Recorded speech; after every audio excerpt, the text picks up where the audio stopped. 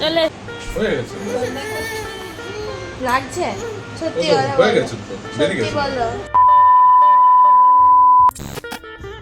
কালকের ভ্লগে তোমরা তো দেখেইছো ঐশীকে ব্লাড টেস্ট করাতে নিয়ে গেছিলাম।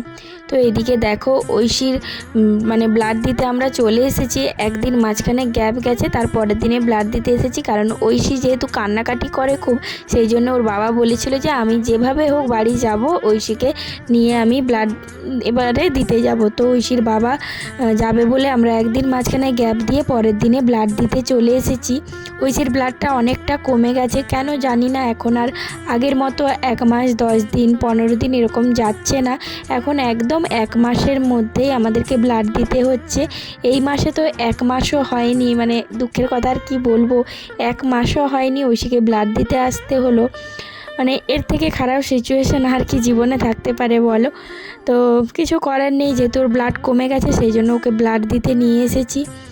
তো ওর চ্যানেল হয়ে গেছে। আমি প্রত্যেকবারই চেষ্টা করি ওর মানে টিফিনটা দেওয়ার আগেই ওকে যেন চ্যানেলটা করিয়ে দিতে পারি। তো সেরকমভাবে সিস্টারদের সঙ্গে কথা বলে এদিকে চ্যানেল করা হয়ে গেছে আর ব্লাড আনতেও চলে গেছে। তো আজকে আমরা বাড়ি থেকে 7:30টার সময় বেরিয়ে গেছিলাম, তো এই জন্য এখানেও 8টার মধ্যে পৌঁছে গেছি। আর এইদিকে দেখো অল্প করে ঐশীকে দুটো মুড়ি খাওয়াচ্ছি, কারণ ঐশীকে অনেকটা সকালে খাইয়েছি সেই 6:30টার সময়। এখন এই 9টা মতো বাজছে, তো যতটা খায়। আর এখানে এলে আমি ওকে দেখেছি ও একটু মুড়িটা খায় এদের তরকারিটা দিয়ে। যাই হোক, খিদে পায় ভয়েও খেয়ে নেয় হয়তো। তো তারপরে ঐশীর বাবা এদিকে দেখো 2টো ডাব কিনে দিয়ে গেছিলো। ঐশী বলেছে আমাকে 2টো ডাব এনে দেবে। আমি বলেছিলাম যে একটাই আনবে, আমি কিন্তু খাবো না। তো ঐশী বলেছে বাবা 2টো নিয়ে আসবে, আমি 2টো খেতে পারবো। তো এই যে দেখো একটা ডাব, মানে মুড়ি খাওয়ার আধ ঘন্টা পরে ওকে ডাবটা কেটে দিয়েছি, ও খাচ্ছে ডাবটা। তো আমি আজকে চামচ আনতে ভুলে গেছি, তো ওখান থেকে আমাকে মাসিগুলো একটা চামচ দিয়ে গেছিলো, সেই চামচটাতে আমি ডাবটা আবার ফুটো করলাম। তো তোমরা দেখেইছো যে ঐশী ডাবের জল খেতে ভালোবাসে, সেই জন্য ওর বাবা ওকে ডাব এনে দিয়ে গেছে। আর ওর বাবাও বাড়ি চলে গেছে, কারণ যেহেতু ব্লাডটা আনতে চলে গেছে একটা দাদা, তো ও থেকেই এখন কি করবে। আর ঐশী আমি এর আগেও ছোট থেকে দেখে আসছি, ওর বাবাকে দেখলে ও বেশি কান্নাকাটি করে, মানে যা হয় আর কি মেয়েদের বাবার কাছে আবদার আদর। তো সেই কারণে ওর বাবা বাড়ি চলে গেছে, আবার যখন ব্লাড দেওয়া শেষ হবে আসবে। তো এইদিকে দেখো ব্লাড চলে এসেছে। তো এখন এই 11:15 মতো বাজছে আর ব্লাডটাও দিয়ে চলে গেল। তো আমি নিচে গেছিলাম এমার্জেন্সির ওখানে ব্লাডটা আনতে। তো ব্লাডটা নিয়ে গিয়ে এখন সিস্টারকে দেবো, সব কিছু চেক করবে। আমিও একবার দেখে নিই ভালো করে, কারণ সব কিছু ঠিকঠাক আছে নাকি, ডেট তারপরে ব্লাড গ্রুপ সব কিছু চেক করার পরে মানে ছবিও তুলে ঐশীর বাবাকে পাঠিয়ে দিই। আর এইদিকে সিস্টারকে দিয়ে দিয়েছি। এসে দেখছি অন্য আরেকজন সিস্টারের সঙ্গে ও খুব খেলা করছে। মানে আমরা আজ 4 বছর ধরে একটানা এই হসপিটালে আসছি, তো এখানে সবাই আমাদেরকে এত চেনে। আর ঐশী মণ্ডল নামটা এখানে হসপিটালে এমন হয়ে গেছে, তো আলাদা করে কিছু বলতে হয় না, কারণ আমরা এলেই শুধু ফোন করলে শুধু বলে যে ঐশী মণ্ডল এসেছে, বাস। আর এক্সট্রা কিছু বলতে হয় না, কারণ যেহেতু ওকে নিয়ে আসছি আমরা, ওই 7.5 মাস বয়স থেকে ঐশী এখানে আসছে। তো এইদিকে দেখো ঐশীর এবারে ব্লাড চালু হবে। আর ঐশীকে কিছু খাওয়ায়নি, সেই যে মুড়ি খেয়েছিল, ডাবের জল খেয়েছিল, এত তাড়াতাড়ি তো আর ভাত খেতে পারবে না। ঘর থেকে ভাত নিয়ে এসেছি, ওর ঠাম্মি রান্না করে দিয়েছে, কিন্তু এখন খাওয়াচ্ছি না, দেওয়া শেষ হলেই খাওয়াবো। তো এখন ওর ব্লাড দেওয়া চালু হবে। এই যে দেখতেই পাচ্ছ পাইপটা লাগিয়ে দিল। তো ব্লাডটা প্রথমে একদমই যাচ্ছিল না, প্রচণ্ড ভয় পেয়ে গেছিলাম যে আবার যদি চ্যানেল করতে হয় মানে কি করব। তারপরে হাতটাকে অনেক রকমভাবে পজিশনে নিয়ে বললাম যে ওই যে চিটটা দেওয়া আছে ওখান থেকে ওইটা ছিঁড়ে দিতে।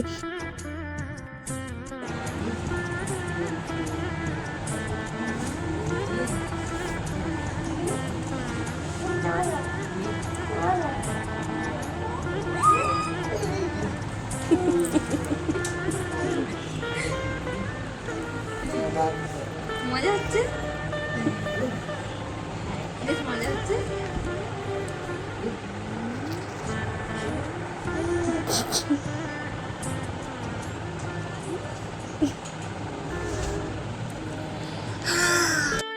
তো ঐশীর ব্লাড নেওয়া শেষ হয়ে গেছে। তো বারে বারে সিস্টারগুলো এসে ঐশীর সঙ্গে একটু করে, মানে ঐশীকে ভালো রাখার জন্য, ঐশী যাতে হাসি খুশি থাকে সেই জন্য ওর সঙ্গে অনেকবার খেলা করে যাচ্ছিল। তারপর দেখো ঐশীর ব্লাড নেওয়া হয়েছে আর কেমন ওর শরীরটা হয়ে গেছে তোমরা শুধু দেখলেই বুঝতে পারবে, মানে আগের থেকেও কেমন শুকিয়ে গেছে। কারণ একটানা 20-25 দিন ও এই আগের মাসে পুরো ভুগেছে, তোমরা দেখেইছো কতটা কষ্ট পেয়েছে। তো ওর শরীর একদম শুকিয়ে গেছে। তারপরে ও কান্নাকাটি করছিল বলে আমি ওকে বললাম চল একটু বাইরে থেকে ঘুরে আসি।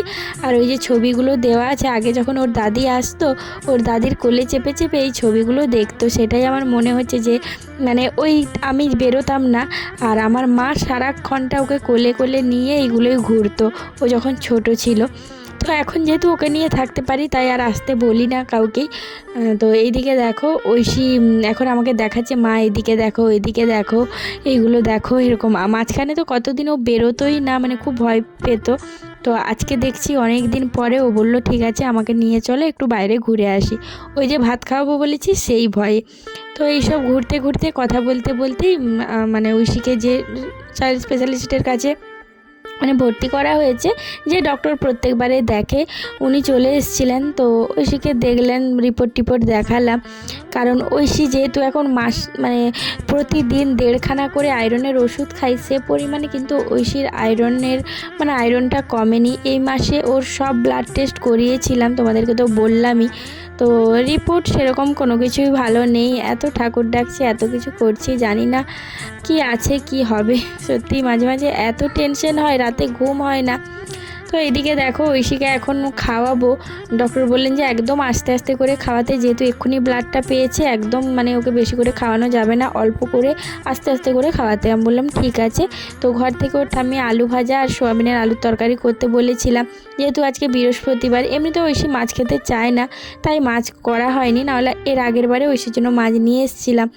আর এদিকে দেখো এখান থেকে খাবার দিয়েছে মাছ, ডাল, সেই সোয়াবিন আলুর তরকারি আর আলু ভাজা। কিন্তু সোয়াবিন তরকারিটা জানি না কেন এবারে এতটা কেমন একটা লাগছিল। তো ঐশীকে খাওয়ানোর পরে বাড়ির তরকারিটা দিয়ে আমি মানে ভাতটা খেলাম। আর ঐশীকেও অল্প পরিমাণে একদম খাইয়েছি, যাতে ওর মানে রিল্যাক্স রিল্যাক্স।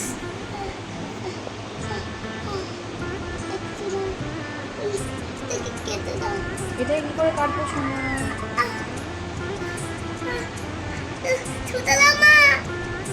তুলো রেখেছে, মিমি রেখেছে।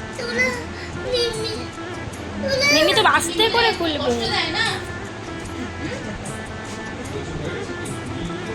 হয়ে গেছে, বিল করে চলে এসছি, বিল করে নিয়েছি। চলে এসো, এখানে দাঁড়া, চলে আসো।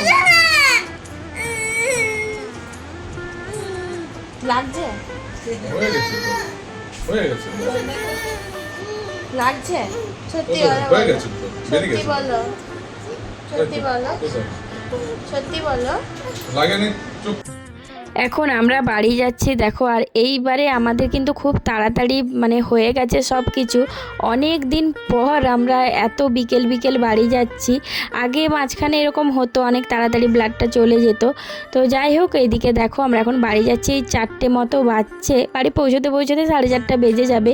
তো ঐশী এইদিকে দেখো ওর বাবার কাছে বসে গেছে। আর ওর বাবা আসার আগেই আমি বিল টিল করে নিয়েছিলাম, সেই জন্য অতটা আর দেরি হলো না। আর ঐশীর শরীরটা ভালো লাগছে না, ওকে মাঝখানটায় বসিয়ে রাখা আছে, মানে দুদিকে জানালাগুলো খুলে দেওয়া হয়েছে। এখন আমরা বাড়ির দিকে যাচ্ছি। আর এই দাদাটা দেখেইছো তোমরা, প্রত্যেকবারে আমাদেরকে মানে আনতে আসা, নিতে, ছেড়ে দিয়ে যাওয়া সব কিছুই করে। মানে যেসব মানুষগুলোর সঙ্গে কন্টিনিউ এই ঐশীকে নিয়ে আমরা জড়িয়ে আছি, সত্যি তাদেরকে যে কি বলে ধন্যবাদ দেব জীবনে, মানে সেটাই বুঝতে পারি না। তো এইদিকে দেখো মানে আমারও চোখ মুখ দেখে তোমরা বুঝতেই পারছো মানে সারাদিন কি পরিমাণ ধকল গেছে। তো আজকে তাড়াতাড়ি বাড়ি যাচ্ছি, মাথার মধ্যে অনেক কিছু ঘুরছে যে গিয়ে সব কিছু এই যে এত জিনিস নিয়ে এসেছি সেগুলো সব কাছাকাছি করে নেব। এইসবই ভাবছি যে যেন সব কিছু করে নিতে পারি, শরীরটা যেন ঠিক থাকে। কারণ অন্যবারে যদিও একটু ঘুমোই শুই, তো এবারে কিন্তু মানে একটুর জন্যও শুতে পারিনি। ঐশীর কাছেই বসেছিলাম, তো ঐশী ঘুমিয়েছে 5টায় আর আমি শুইনি। এবারে আমি যে ও একটু একটানা ঘুমোলেও শরীরটা ভালো থাকবে, তাড়াতাড়ি ব্লাডটা চলে যাবে।